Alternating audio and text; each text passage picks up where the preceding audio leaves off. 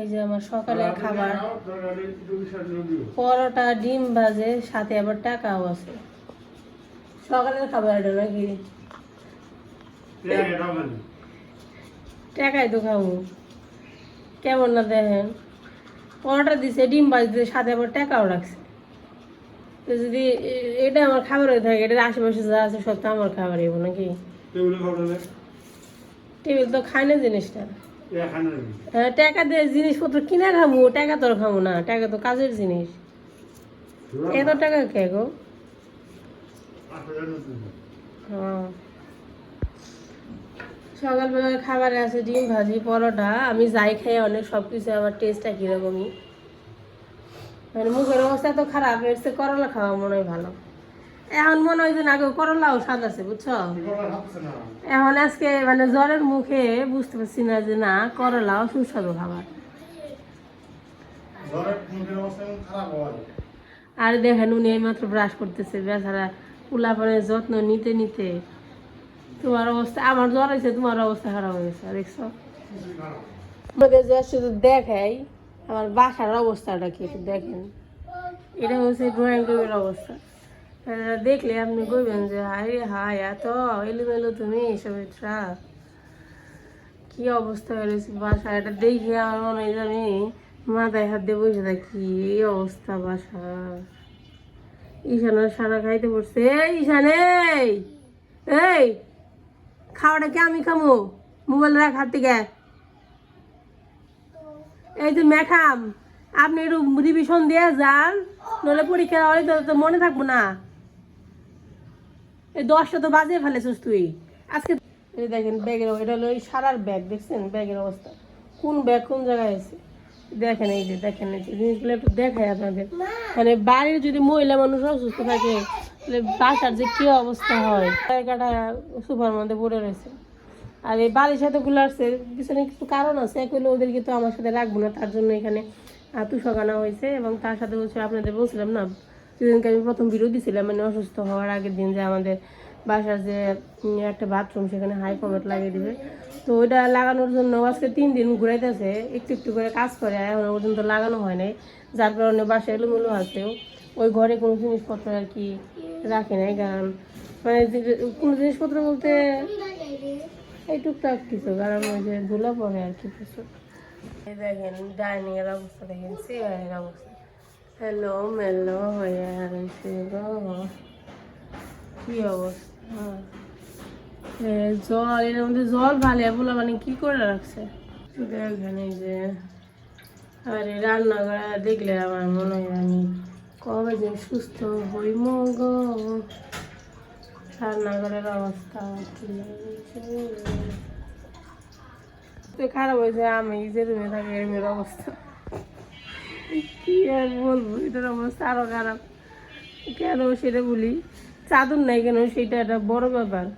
চাদর নেই এই কারণে, কারণ হয়েছে যে এখন যদি চাদরটা আমি বিছাই তাহলে আমার আবার অসুখ সারার সাথে সাথে চাদরটা ধোয়ার জন্য রাখতে হবে। কারণ হচ্ছে যে জানি যে আমি শুলে পরে সেটা একটা ভাইরাসের একটা আক্রমণের একটা কারণ হইতে পারে। এই জন্য আমি চাদরটা আর বিছাই না। এখানে কিন্তু চাদর ছিল, যেদিনকে টাইলস করছে আর কি বাথরুমে, মানে টাইলস কিছু ভাঙছিল, যেহেতু এটা এখানে নর্মাল লো কমেট ছিল, মানে যেটা নর্মাল ব্যবহার করে ওইটা ছিল, তো ওইটা ভেঙে যখন হাই কমেট বসাবে তার জন্য আবার কিছু টাইলস ভাঙা হয়েছে। তো সেটা লাগানোর সময় পুরো এই রুমটা অন্ধকার হয়ে গেছিলো ধুলাই। তো এই জন্য সেই চাদরটা উঠে আমি ধোয়ার জন্য রাখছি। আর এখানে চাদর বিছানো হয় নাই, ভাবলাম যে আবার অসুখ সারলে পরে একেবারে বিছাবো। তো দেখেন কি অবস্থা হয়েছে রুমের, এই বাসার অবস্থা দেখলে আমার মনে হয় ভগবান আমার তাড়াতাড়ি সুস্থ করে দাও। মানে এইরকম বাসায় থাকতে না, মানে এই অগুছানো জায়গায় থাকলে মনে হয় এমনি অসুস্থ অসুস্থ মনে হয় আরো বেশি। এখন দুপুরবেলা দেখছেন আমরা রান্না না করে কত মজার মজার খাবার খাই, একটু আপনাদের সাথে শেয়ার করি। আপনারা দেখেন, দেখে আপনাদের হিংসাও লাগতে পারে, বা আপনারা এত কেমনে চান গোপাল কপাল নাকি, তাই না গো? দেখেন আজকে কি পাঠাইছে, তোমার বাপের বাড়ি থেকে পাঠাইছে খিচুড়ি, পোলাও চাল দিয়ে ভুনা খিচুড়ি, সবজি দিছে তাই না? আমি অবশ্য খাইছি, ভালোই লাগছে। আমার মুখে তো টেস্ট একটু কমে গেছে, তাও ভালো লাগছে, তার মানে খুব স্বাদ হয়েছে। আর একটু দেও তো। আমার খাওয়া শেষ, সারামণি খাইতে পড়ছে, উনি আমার এইমাত্র স্নান করলো, বেচারা খাটতে খাটতে জীবন তেজপাতা হয়ে গেল। দেখছ, সবসময় ঠাকুরের কাছে বউয়ের নিয়ে প্রে করবা যাতে বউ সুস্থ থাকে। বউ যদি ভালো থাকে তাহলে তোমরা ওটা আরামে থাকা পারবা, বকা খাইলেও আরামে থাকা পারবা, বুঝছো। আর আমি অসুস্থ থাকলে যতই স্বাধীনতা পাও তা আরাম পাবো না, এটা মনে রেখো, বুঝছো। তুমি খাইবে আমারে গো, তুমি আমার খাবার দাও, তুমি জানো না আমি করে খাই। আরেক চামচ খাইবে তুমি। এই যে দেখেন ভুনা খিচুড়ি আর হচ্ছে মুরগির মাংস, এটা পাঠাচ্ছে হয়েছে দিদি। আজকে আবার একাদশী, তারা কিন্তু একাদশী রয়েছে, একাদশী থাইকে ওই যাতে কিছু রান্না করে পাঠিয়েছে, দেখছেন। এখানে না একটু দাও, এইখান থেকে হ্যাঁ, ওর শরীরে এমনি মাংস নেই, ঝুল বেশি দেওয়ার দরকার নেই, আর অল্প একটু দাও। হ্যাঁ তো ঠিক আছে বাপ বেটা, এখন তোমরা খাওয়া দাওয়া করো, আমি আবার একটু শুয়ে থাকি গিয়া। হাতে এক কিছু না মানে এত খাইবই। সারা কেমন হয়েছে? ভালো। পিসির হাতে রান্না খেতেছে বইসা বইসা, দেখছো। মা সুস্থ রয়েছে, তাই কি হয়েছে, দিদি আছে, পিসি আছে না। মায়ের বিকল্প কত কিছু থাকে, মা মরে গেলেও সমস্যা নাই, কোনো বেঁচে থাকবো, মরে যাবে না, বরঞ্চ রাধারে থাকবা। মা থাকলে তো বকে লেখাপড়া করতে বলে, দুষ্টামি করতে না করে, তাই না। আর এখন এই যে পিসি রান্না করে করে মজার মজার খাবার পাঠাইবো, তুমি গেম খেলবা আর খালি খাইবে, ভালো হবে না তাইলে। কেন এই যে এই বারান্দায় একটা প্লাস্টিকের গামলার মধ্যে, এটাকে কি বলে, আমি বলি ঘাস ফুল, মানে কি পর্তুলিকা বলে মনে হয়। এর আগের বার আমার অনেক ছিল, কিন্তু বাসা চেঞ্জ করার সময় সবগুলো প্রায় মরে গেছে, শুধু এই গামলার কয়েকটা বাকি আছে। তো এখান থেকে আমি আবার ডাল কিছু, এটা একটু বড় হয়ে গেলে এখান থেকে ডাল ছেড়ে সেটা আবার নিয়ে নিয়ে লাগাবো আর কি। এই ফুলগুলো এত সুন্দর হয় আর এত পরিমাণে ফুল দেয়, যেটা দেখলে শান্তি লাগে আমার তো। আর এইদিকে হচ্ছে আমার এই যে এগুলোকে কি বলে, পাথরকুচি পাতা মনে হয়, এগুলো অনেকটা বড় হয়েছে। দেখেন অপরিচিতা গাছটা কিন্তু অনেক বড় হয়ে গেছে, গাছগুলো দেখলে মনে অন্যরকম একটা শান্তি লাগে, কত সুন্দর হয়েছে। সব থেকে সুন্দরী হয়েছে ইনি, জাস্ট দেখেন। আসলে আমরা কল্পনাও করতে পারি না যে এইখানে এই যে ছোট্ট একটা প্লাস্টিকের তেলের গ্যালনের মধ্যে গাছ লাগিয়ে মিষ্টি আলু গাছটা যে এত বড় হইব, এটা বুঝতে সারা বাবা হেলামি করে লাগিয়েছিল যে দেখি হয় কি। তেমন কেমনি জানি এটা এত বড় হয়ে গেল, দেখছেন কত ঝাঁকড়া হয়েছে, কত পাতা হয়েছে। এটা পাতা ছিঁড়তে ইচ্ছা করে না, এটা দেখলে শান্তি লাগে অন্যরকম একটা। এই বারান্দায় খুব সুন্দর রোদের সাথে, ওর জন্য গাছপালা বলে সব কিছু খুব সুন্দর হয়। আর এখানে বসে থেকে খুবই আরাম, কিন্তু আমি কখনো এসে বসি না, সময়ই হয় না।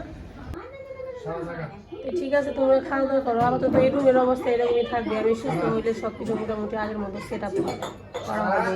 এবার আমি অসুস্থ দেখে আমাকে সবাই পরিবার থেকে এক ঘন্টা করে দিছে, মানে আলাদা করে দিছে। ঈশান তুইও আমার আলাদা করে দিলি, হ্যাঁ।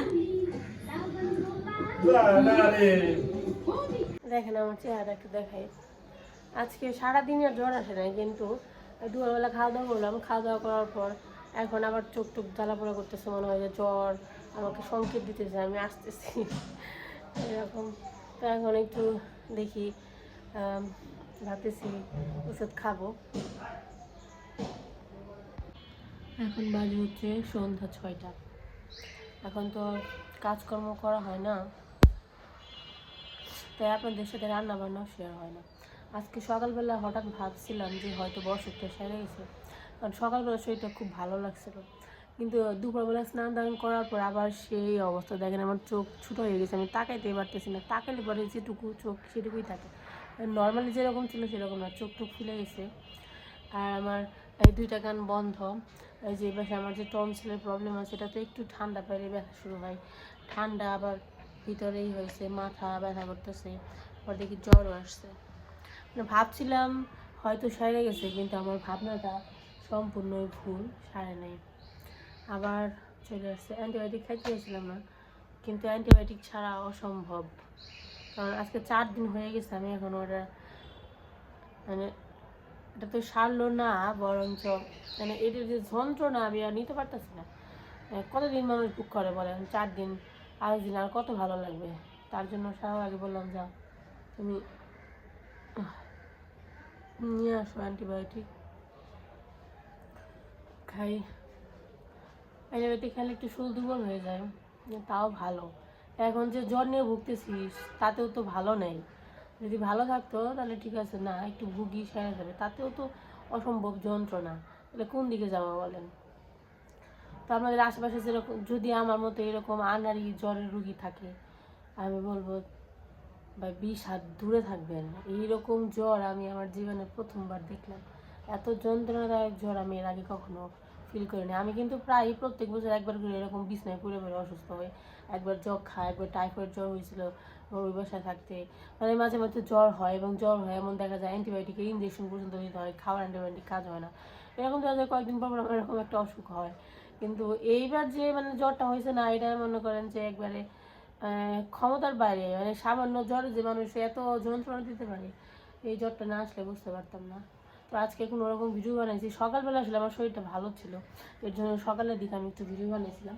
কিন্তু এখন আর আমি ভিডিও আর করবো না। আর করবো কি, আপনারা কি দেখবেন? বারে বারে আমি এই যে ফুলা ফুলা চেহারা নিয়ে আপনাদের সামনে আসবো আর কি, ভালো লাগবে না দেখতে। তো আজকে ভিডিওটা এই পর্যন্ত। আপনারা সবাই ভালো থাকবেন, সুস্থ থাকবেন, আর আমাদের জন্য একটু আশীর্বাদ করবেন যেন খুবই তাড়াতাড়ি সুস্থ হয়ে যায়। সারা আর মাত্র 2টা পরীক্ষা আছে। মাথা এত ব্যথা করতেছে, মাথা আমি বসে থাকতে পারতেছি না।